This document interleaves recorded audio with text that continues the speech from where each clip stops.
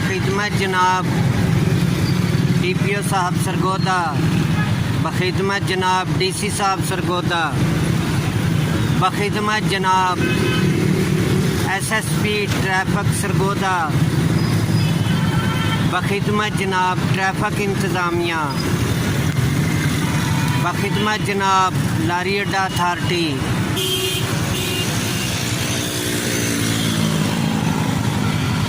मैं आपसे गुजारिश कर रहा हूं, आपको सरगोदा लारी अड्डा दिखा रहा हूं।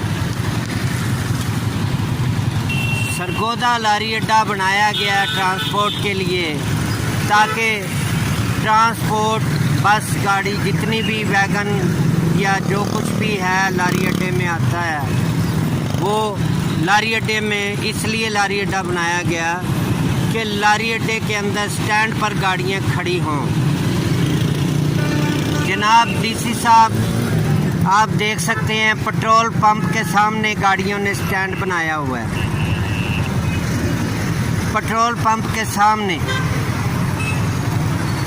सवारियां उठाते हैं, जबकि सड़क पे लारी अड्डे से बाहर सड़क पे गाड़ी खड़ी करना जुर्म है।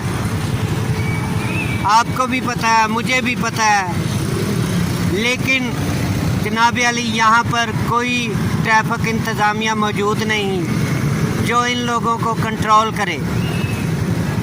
ये सरगोदा लारी अड्डा है जनाब, गेट नंबर 1। आप देख सकते हैं ये सामने वैगन खड़ी है, ये अपना टाइम अंदर से लेकर आई है, अब बाहर भी 1 घंटा लेकर जाएगी। ये खड़ी हुई है, आप देख रहे हैं, ये खुशाब की तरफ जाने वाली गाड़ी है, शाहपुर खुशाब। आप इनको देखें और तवज्जो करें। अभी तो टाइम नहीं है, मैं क्योंकि शाम के वक्त वीडियो बना रहा हूँ,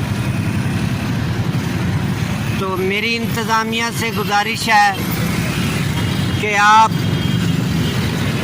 इन लोगों का मुहासबा करें।